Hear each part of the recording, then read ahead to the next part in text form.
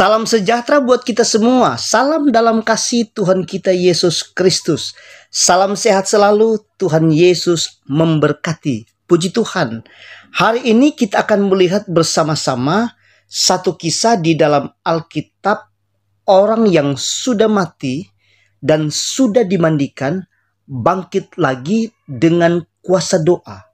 Dan seperti biasanya, sebelum kita akan membaca dan mendengarkan serta merenungkan ayat-ayat Alkitab, maka terlebih dahulu kita akan berdoa. Mari kita satu di dalam doa. Bapa di surga, Bapa yang kami panggil di dalam nama Tuhan Yesus Kristus. Engkau Tuhan kami, Juru Selamat kami.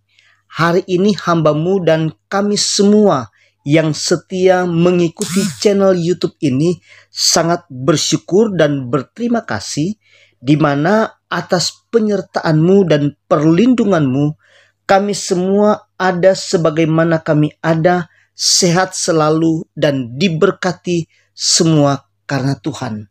Dan di hari yang berbahagia ini kami akan membaca, mendengarkan dan merenungkan firman Tuhan.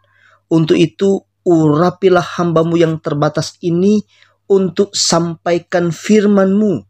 Dan urapilah kami semua dengan kuasa Roh Kudus, agar saat kami akan belajar bersama-sama di dalam firman Tuhan, maka kami akan mengerti dan memahami firman Tuhan, isi hati-Mu yang menjadi kehendak Tuhan dalam hidup kami, supaya kami pun akan menjadi berkat bagi banyak orang. Berfirmanlah Tuhan, kami sudah siap untuk mendengarkannya. Dalam nama Tuhan Yesus Kristus kami sudah berdoa dan bersyukur kepadamu. Haleluya. Amin. Puji Tuhan, seperti yang saya sudah katakan tadi, bahwa hari ini kita akan melihat dengan kuasa doa orang yang sudah meninggal dan sudah dimandikan bangkit kembali dan hidup lagi. Kita akan baca di dalam Kisah Para Rasul pasalnya yang ke-9, ayatnya yang ke-36 sampai ayatnya yang ke-43. Lembaga Alkitab Indonesia memberi judul Petrus menyembuhkan Eneas dan membangkitkan Dorcas. Kita akan baca ayatnya yang ke-36 dan ayatnya yang ke-37. Di Yope ada seorang murid perempuan bernama Tabita, dalam bahasa Yunani Dorcas. Perempuan itu banyak sekali berbuat baik dan memberi sedekah. Tetapi pada waktu itu ia sakit lalu meninggal. Dan setelah dimandikan, mayatnya dibaringkan di ruang atas. Dari ayat-ayat ini menjelaskan bahwa Tabita atau Dorcas ini adalah murid Yesus yang banyak sekali berbuat baik dan memberi sedekah. Ia pun jatuh sakit lalu meninggal dunia dan mayatnya sudah dimandikan. Kemudian ayatnya yang ke-38 menjelaskan bahwa Lida itu dekat Yope dan murid-muridnya mendengar bahwa Rasul Petrus ada di Lida, sehingga disuruhlah 2 orang untuk panggil Rasul Petrus supaya segera datang. Dan Petrus pun berkemas dan berangkat bersama-sama mereka. Padahal di Lida Rasul Petrus ini lagi jadi berkat bagi banyak orang.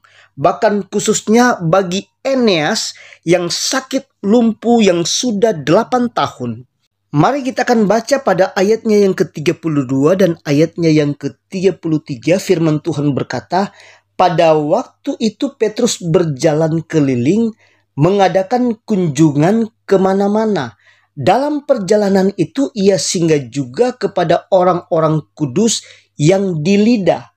Di situ didapatinya seorang bernama Eneas yang telah 8 tahun terbaring di tempat tidur karena lumpuh. Kemudian apa kata Petrus? Kita akan baca pada ayatnya yang ke-34. Kata Petrus kepadanya, Eneas, Yesus Kristus menyembuhkan engkau, bangunlah dan bereskanlah tempat tidurmu. Seketika itu juga bangunlah orang itu. Puji Tuhan, dan dengan peristiwa kesembuhan dari Eneas, ayatnya yang ke-35 berkata, semua penduduk Lida dan Saron melihat dia, lalu mereka berbalik kepada Tuhan. Dan sekalipun Rasul Petrus lagi jadi berkat di Lida dan di Saron, Petrus pun berangkat ke Yope atas permintaan keluarganya Dorcas. Dan setibanya Petrus di Yope, ayatnya yang ke-39 bagian B berkata, ia atau Petrus dibawa ke ruang atas dan semua janda datang berdiri dekatnya dan sambil menangis mereka menunjukkan kepadanya semua baju dan pakaian yang dibuat Dorcas waktu ia masih hidup. Kemudian ayatnya yang ke-40, tetapi Petrus menyuruh mereka semua keluar. Lalu ia berlutut dan berdoa. Kemudian ia berpaling ke mayat itu dan berkata, Tabita, bangkitlah. Lalu Tabita membuka matanya dan ketika melihat Petrus, ia bangun lalu duduk. Puji Tuhan, saya boleh katakan peristiwa Rasul Petrus membangkitkan Dorcas. Peristiwa ini adalah peristiwa yang sangat unik. Sebab jika panggil dokter, orang sakit belum mati. Tetapi Rasul dipanggil, orang sakit sudah mati. Kemudian kalau kita baca ayatnya yang ke-41.